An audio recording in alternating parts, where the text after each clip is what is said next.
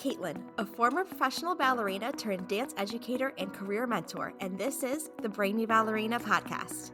I am here for the aspiring professional ballerina who wants to learn what it really takes to build a smart and sustainable career in the dance industry.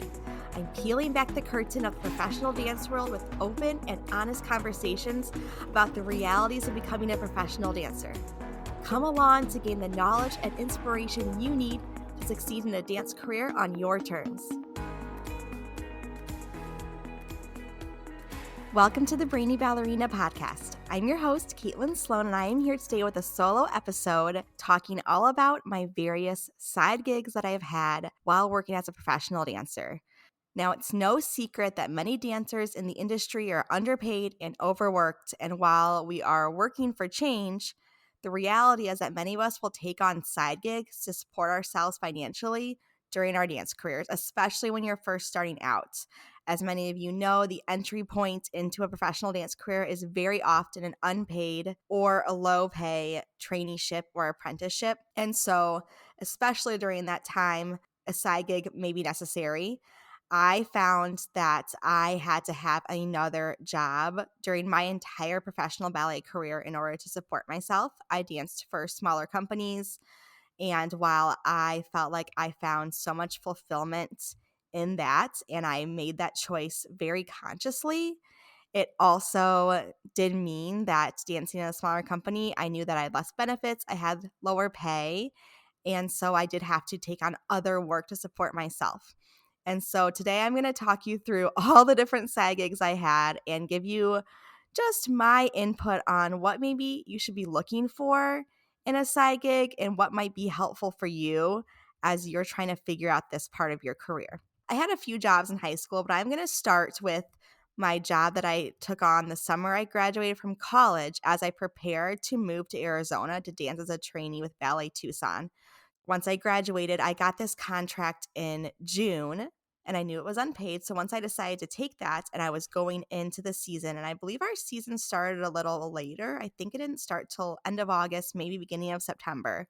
And so I had a little extra time in the summer to really work a ton and save money. And that was pretty much my game plan, was that I was going to work as many hours as I could over the summer before I moved to have a savings that I could use during the season. I knew I'd have to get another job as well, but I wanted to have something to start with. I had had some waitressing experience in high school, and so I decided to go that route. I felt like that was going to be the most bang for my buck, and I was going to be able to get pretty good hours. I don't even remember why I ended up applying for this restaurant, but I applied for a job at Cheeseburger in Paradise, which was like a Jimmy Buffett restaurant in Metro Detroit, and I got the job on the spot and worked there all summer. For me, waitressing was not my all-time favorite side gig, but there was some pros for sure. It can be pretty fun if you're working with the right people. I really, truly believe that every single person should work in the service industry at some point in their life. I think it really opens your eyes to what your servers, your cooks, all the people working are going through, so that when you're going out to a meal and you've had that experience on the other side, you understand how much goes into it and how any mistakes are often not your server's fault, but they're the one taking the brunt of it. There was so many times that I didn't get tipped for something that was out of my control. One thing that's tough about working as a server is that your income is not consistent. So you're not making the same amount of money each time you go to work. Whereas like for retail, you probably have an hourly wage, and then you'll know if you have this many hours, you'll make this much money. So you can plan a little bit easier. Waitressing is not that consistent. It all depends on the tips you make that day, how busy the restaurant is, how many people come into your section, what the turnover is like. So it can really vary, but the potential is much bigger. And I hope that people know that when you're waitressing, I'm sure this is higher now because this was in 2009, but when I started waitressing in 2009, I was paid $2.65 an hour. That was minimum wage for waitressing, and then the bulk of your take-home pay is from tips. So if you haven't worked in the service industry, please remember this, that your servers are working for next to nothing for the most part. They are making money from tips. So if something happens, I understand the inclination to leave a bad tip or not want to tip, but no matter what, as a customer now, I always make sure to leave at least a 20% tip and more if they go above and beyond, because I know what it's like to have a table that doesn't tip you at all. And maybe you did make a mistake, and sometimes it's out of your control. But either way, now your take home pay is really going down, and we all make mistakes no matter what job we have. So just give your servers a little bit of grace. Okay, but getting off of my soapbox there, I was able to save quite a bit of money working all summer at Cheeseburger in Paradise. And then when I moved to Arizona, I did not have a job lined up going in. One thing that was interesting about our contract was that we were not allowed to teach dance at any studios outside of the company within a 50-mile radius, I believe. So I really wanted to teach dance, but that was not an option per my contract. So I decided to stick with the waitressing. I felt like that had been working out pretty well for me. I was able to make pretty good money.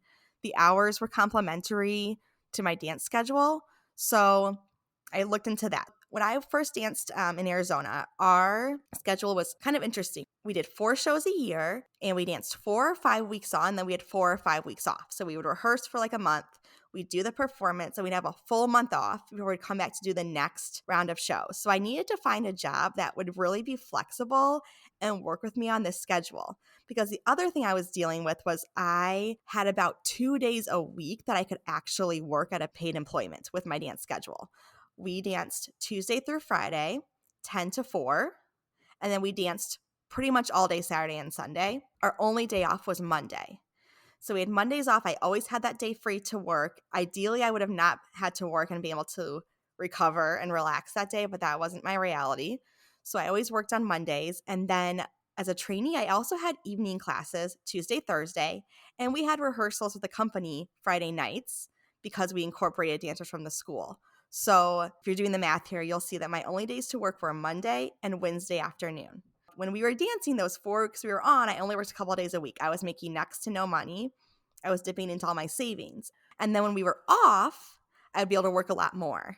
So I would be able to get more hours. So I found a job, and it was really funny because I went on Craigslist. I don't know if Craigslist is still a thing, but at the time that was like my main way to find a job. So I go on Craigslist and I found a listing for a new restaurant opening up called Burger City, and they were looking for waitresses. I went to a hiring event they had, and the owner was immediately very impressed by my resume, having Cheeseburger in Paradise on it. He was like, "Oh, you must know a lot about burgers," which I don't think was really true, but he thought that was very impressive and hired me on the spot again. Unfortunately, the restaurant was just in the beginning stages of opening, and they weren't ready to open when they said they were going to be, and they also had to end up changing their name because of a lawsuit. So they changed their name from Burger City to Monkey Burger, and they opened a little bit later. So that very first month that I was off, I actually had nothing. I had no work, and I probably should have gone out and gotten a different job, but I was already committed to this. And I just kind of said, okay, I'll just wait it out until they open. Because it was kind of like every week they would say, oh, we're pushing it a week back. We're pushing it a week back. I didn't really have the full picture of how long that was going to last for. But I was only about a month, and then I started working there. And I really am grateful that I waited because they were so, so kind to me. It was a small local business, and they really worked with me and my schedule and making sure that I could get more hours on the months that I was off, that I had my schedule worked out for when we had performances. They were very, very accommodating, and that was wonderful. Another great thing was that it was kind of more of a fast casual restaurant as opposed to sit-down service. So we were paid a higher minimum wage, but we still did get quite a few tips because we were really hands-on. So I felt like the take-home pay was pretty good from that. And we didn't stay open crazy late, so the hours weren't terrible. I felt like it was a really good place to work. If you listen to episode 5 with Emily Baker, you'll hear us talking more about our experience working there together because we both danced in the company and worked at Monkey Burger together, which was super fun. After my first year dancing in Arizona, I ended up moving home for the summer because we had about 5 months off. And so I was really trying to save money on rent. So I moved back to Michigan for the summer, knowing I would go back. I actually had an aunt who lived in the area. So I was able to leave my car there with her and fly home for the summer, borrow my parents' car to go to work. So this summer, between my 2 seasons in Arizona, I went back to working at Cheeseburger in Paradise a little bit. And again, they were very accommodating to me and were really great about letting me kind of work a few weeks on and then not come in for a while. So they were really great about that. But the main job that I did during this summer was work as a chaperone for the ABT Detroit Summer Intensive, which was awesome. I will say the pay wasn't significant, but it was a paid job and I got to take free classes in the intensive, which was huge. And I got obviously free room and board. So I wasn't paying for any food, I wasn't paying for housing.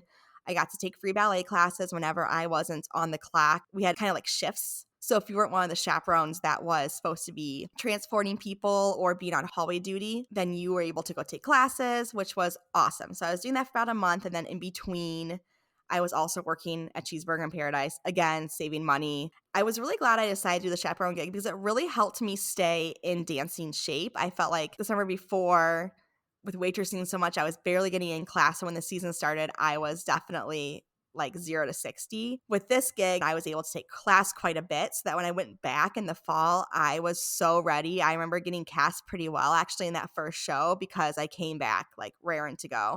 So that was a really great gig that supported my dancing and also paid. I also made a lot of really great connections, and I had attended the ABT Detroit intensive as a kid.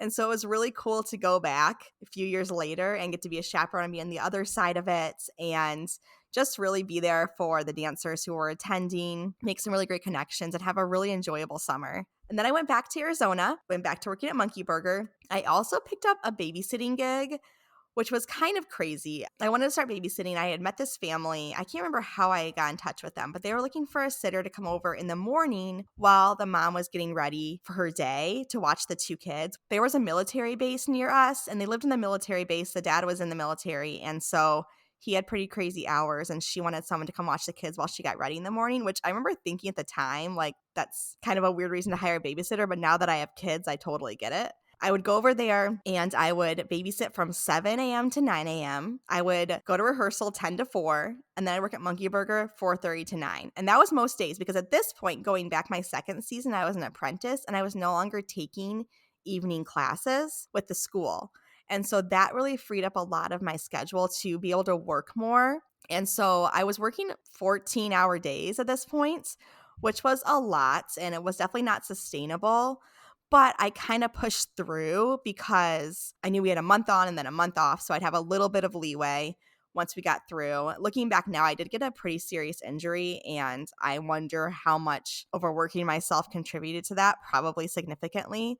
So looking back, I probably shouldn't have done so much. But at the same time, I didn't really feel like I had a choice because I didn't have enough income to support myself. I needed to generate more income. I also qualified for food assistance through the state of Arizona. So that was really helpful too. So just a hint for dancers, if you are in the beginning stages of your career, if your income is very low, something to look into through your state to see if you qualify for food assistance, because I think I was able to get $200 a month. You know, I had a debit card and it was automatically loaded to my card on the first of the month so I could buy groceries, and that would last me for a while too. So that was super helpful. When I finished my second season in Arizona, I told this story in the very first episode of the podcast, but I flew from Arizona, left my car there, and it was completely packed. Like I knew I was leaving, but I didn't know where I was going yet. So my car was completely packed with all of my belongings, and it was in storage. And I flew to Missouri, and I got my job in Missouri, and then I flew home. And then my friend Emily, who I mentioned earlier in the episode, was coming for one of our other friends' weddings. Two of the dancers that we danced with in Tucson were getting married in Michigan. She was coming for the wedding, so she and her boyfriend at the time drove my car from Arizona back to Michigan, which was amazing, and I still cannot thank her enough for doing that. Anyways, I didn't have my car for like the first half of the summer, and I was kind of a little bit adrift because I was in between these jobs. I was moving from Tucson, I was back in Michigan, then I was going to Missouri. I didn't really know what I was doing as far as my summer plans. I really didn't want to go back to Cheeseburger in Paradise. I really appreciated working there, but I was just so over waitressing. I'd been doing it for, I guess, only 2 years, which is not that long. But for me, it felt like it was forever. I was like, I need a break from this. To be quite honest, people can be very, very awful when you're in the service business, which is why I said earlier, I think everyone should take a stab at working in the service business at some point in their life so they understand. But it was wearing on me. And so I remember I was home and I hadn't found a job yet, and I wasn't wanting to go back to Cheeseburger in Paradise. So my mom was like, well, you got to get a job. You can't just sit around all summer. You need to make money, which was very true. And I remember being at my sister's dance convention and we were in the hotel room and we were talking and I kept saying, I don't want to waitress anymore. And she's like, well, what else do you like to do? And I was thinking about it and I remembered when I was in high school, my neighbor, Melissa, had a landscaping business. And I'd worked for her kind of sporadically. Like she would just kind of call me up if she needed someone for the day, if she had a bigger job. And I would go work for her for the day. And I said, I really loved doing that. I loved being outside. I just really liked being in nature. It was fun. And she was like, well, let's look for a job. So once again, I went to Craigslist and just searched for landscaping jobs. And I found a company called Bloomingals. It was a all-female landscaping business. And I thought that looks kind of cool. So I sent an email to the owner and actually the owner was male, but the rest of the crew was female. And he hired me on the spot. And I spent the entire summer working for Bloomingals, which I absolutely adored. I just thought it was the best job ever. I love weeding. I did not like mulching. I could have done without mulching, but I really love weeding, planting flowers, just getting my hands dirty was really enjoyable and being outside all day. The only downside was that if it was raining or bad weather, we didn't work and then we didn't get paid. So that was kind of a bummer, but the hourly pay was great. Hours were long. I mean, we worked every day for probably 12 hours, but I didn't mind. I wasn't dancing, it was summer. I was taking class here and there, but it was the only thing I was doing. And we had the weekends off. We worked Monday through Friday, unless there was like a really big job. But with that, it was kind of like, are you available? Do you want to work? We had a choice there. But yeah, I just really enjoyed doing that. And it was a great way to spend my summer. Let's pause this episode so I can tell you about one of my all-time favorite dancewear brands, M Seam Apparel. Founded by former Joffrey ballet dancer Jacqueline Mosicki, M Seam Apparel is designed to make you feel confident, comfortable, and elegant every time you step on the dance floor. For nearly a decade, M Seam Apparel has been a trusted partner to the dance community, providing high-quality and truly unique dancewear. Whether you're searching for a striking new leotard, the perfect flowy skirt, comfortable leggings for rehearsal, or a custom-made costume, M Seam has got you covered with designs for all genders. And because you're a listener of the Brainy Ballerina podcast, M Seam Apparel is offering an exclusive discount. Use code BRAINY25 at checkout for 25% off all items. That's BRAINY25 for 25% off everything at mseamapparel.com. Head to the show notes and tap the link to give your wardrobe a refresh today. And then in the fall, I moved to Missouri to start my career with Missouri Contemporary Ballet, and I was really pumped because the schedule was Monday through Friday from 9 a.m. to 3 p.m. And that was really amazing because it meant that I could have another job and still have time to actually relax and have a day off. So that was huge to me and one of the big reasons I was really excited about going there. And I was really excited because they were opening a school that year. So I knew that I was going to have an opportunity to teach in their school. And one of the dancers, Carrie, I've talked about her before. She's my dear friend. She was transitioning into the role of school director for the school that was opening. And so she had been teaching at a number of local studios around the town. And she was looking for someone to replace her. So fortunately, I got that gig. So I was teaching at 3 studios, 2 that were more competitive, and then at MCB, which was a ballet-based school. It was really interesting because the vibes were very different at every school. The one school was very competition-focused, and ballet wasn't one of their main things that they were working on, but they were really diligent about having ballet class. They did take it seriously, even though it wasn't their favorite, because they saw the results. They saw that when they put the work in ballet class and improved their technique and improved their scores for competition. And so they really worked hard. I really enjoyed working there and I got to know the dancers and the parents really well. And they were very welcoming to me into their community. I felt like I was part of a team. It was a really cool environment to work with. I also taught at a studio that was about half an hour away, and I didn't end up staying there for quite as long, mainly because of the commute and also because I was teaching hip hop.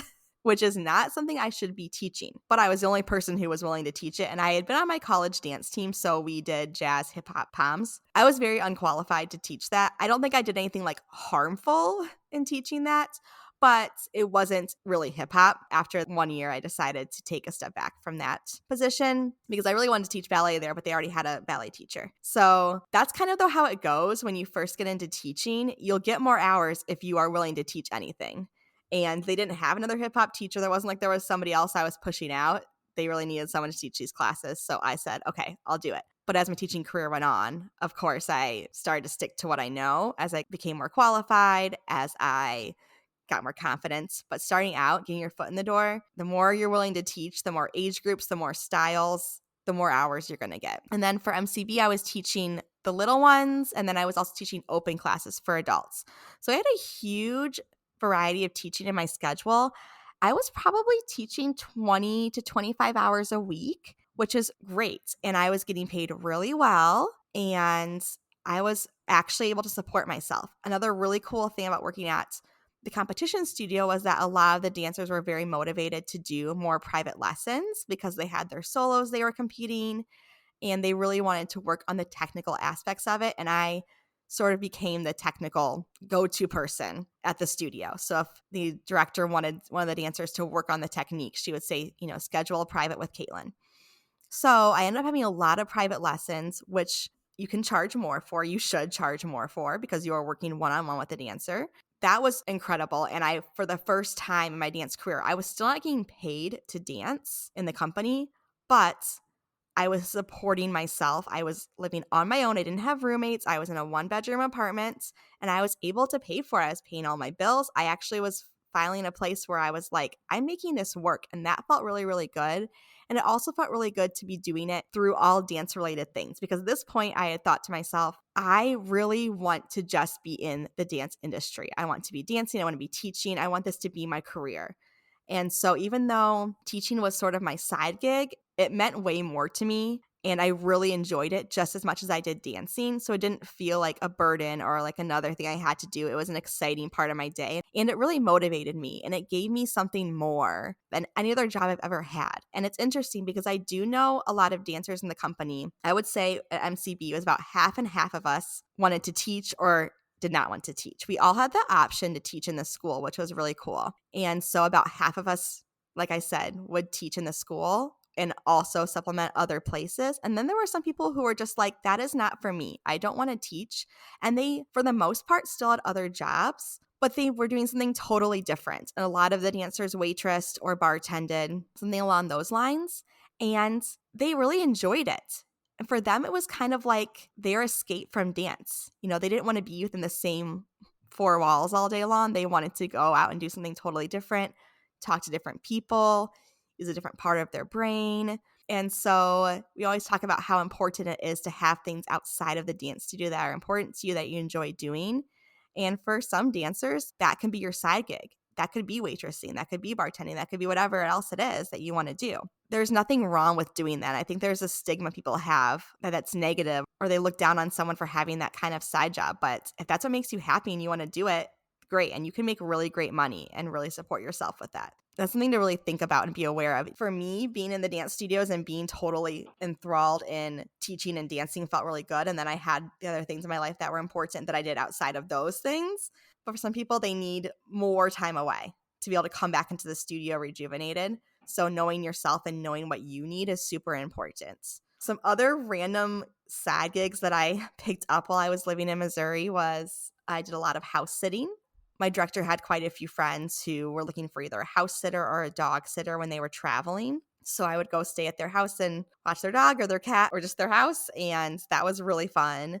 I did a little bit of babysitting, but not much because it just never seemed to work out with my schedule when they needed me. I had one family that I absolutely adored working for, but at some point they had asked me, I think, so many times in a row to sit, and I just couldn't do it. And it just kind of tapered away because I just got so busy. But I really adored babysitting for them. And I found those jobs through care.com, I believe. So that's another great way to find jobs. I also worked for a company called Bar, and it was founded by 2 professional dancers from Pittsburgh Ballet Theater, and they had these delicious whole food bars. So one day our director of operations came into the dressing room and she told us about the company and said they're looking for a product rep to go out to Clover's, which was our natural food store in town, and set up a table, give out samples to kind of spread the word about these bars. So I signed on to do that, which was great because it was really flexible. Like I could choose how many hours I wanted and I could choose when I was going to go. They really preferred you to do on the weekends because there's more traffic, but I could set up the hours I wanted. It was just a couple hours at a time. I would go and do that. And I got free bars. They were really yummy. So that was cool. But I realized pretty quickly that I don't know why this didn't occur to me before, but I am a very big introvert, and having to flag people down and make small talk and get them to try a sample is actually my worst nightmare. So I actually had a lot of anxiety anytime that I had to go and do this gig. And so I think after about 6 months or a year or so, I passed it on to one of the other dancers, my friend Elise, who you heard in episode 2. And she was amazing at it and she can talk to anyone. That was a much better gig for her than for me. But it was just another way that I could supplement my income, make a little bit more money so that I could have a more comfortable life and feel secure. And then after my first season as an apprentice at the MCB, I was promoted into the company and then I was paid to dance. So at this point now I'm getting paid to dance and I'm also still have my teaching load. So I'm feeling pretty comfortable. And also the cost of living in Columbia, Missouri was very, very low. So overall, I was just really happy to have found a place where I felt like I was doing what I wanted to do. I was dancing, I was teaching, I was supporting myself. I wasn't constantly worried about being able to buy food or gas. I knew that I was going to have enough and I was going to have leftover to start saving, to be able to do fun things with my friends. And that felt really, really good. So for me, that was when I felt like I really made it. That to me felt like I was really successful. And so I think for a lot of dancers, you get to this point where you think I have to be only dancing if I have a side gig that I've not yet made it as a professional dancer. And that's not true. You can make this job however you want. And it's okay to have a side gig. There's nothing wrong with it. I just encourage you to figure out something that you enjoy doing. Within your company, there might be options. I felt really fortunate that not only I was able to teach in the company, but eventually I was promoted to school director. And so I moved into that role. And that was so fulfilling for me. I absolutely adored being this director of the school. And so there was career advancement options also. So there might be other things you can do for your company, whether it's teaching or choreography, costuming, social media. We had a dancer who did some grant writing. There are so many different things that you can do. And if you have these other skills, that's huge for your company because they might not have the option to hire a full-time person for one of these things, but they could still hire you to do some of these extra tasks and extra jobs that need to be done in a company, but that small companies don't have as many resources for. And they're working with you as a dancer and you know what the company needs, you get it. You're able to really provide this service. So there are so many different ways to make this career work. As I've said before, it comes down to finding a side gig that you enjoy doing. And there's no shame in having a side gig. It's okay. Would I prefer that all dancers get paid a living wage from their dancing career? Of course, obviously. But it's not always the reality. And for me, it was worth it. Having these side gigs is worth it.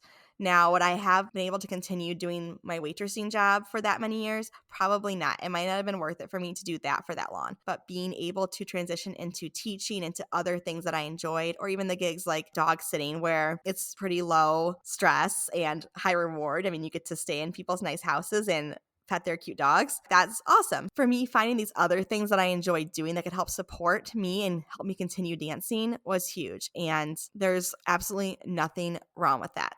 So just a reminder that you can make this career anything that you want. And if you're interested in something, if you're passionate about it, if you have a skill, go for it. I know so many dancers who have other jobs related to the dance industry, whether they're a writer and they write for a dance magazine, or they're a dance photographer, or they do makeup, stage makeup, or they choreograph, they do commissions, whatever it is. There's so many different things that you can do if you want to stay more fully immersed in the dance world. That's a choice you can make and you can cultivate those skills. And what I always say to dancers is just reach out, just ask someone. If you see someone doing something that you're interested in doing that you want to try, ask them how they did it. Get some advice. Ask your company if you can get involved in doing something. You never know until you try if you're going to enjoy it. It's worth finding out. Don't limit yourself. We are multi-hyphenates. We can do so many things. And it's great to have these skills because, as we all know, our career is shorter than the average person's career. It's great to have something that you love and a skill that you have worked on and built so that when that day does come, you don't feel so lost. You know that you have something else. I feel like having the skill of teaching and having the passion for teaching made my transition from a professional dancer a lot easier. Was it still really hard? Yes, of course. But it really helped that I had another skill and another passion that I was excited to move on to. And starting this business has helped. There's so many things you can do. So I hope this has given you some insights into different kind of jobs that dancers might have, different things you could do, and just got you thinking a little bit about how you might make this career your own. Thank you for tuning in to the Brainy Ballerina podcast. If you found this episode insightful, entertaining, or maybe a bit of both, I would so appreciate you taking a moment to leave a rating and hit subscribe.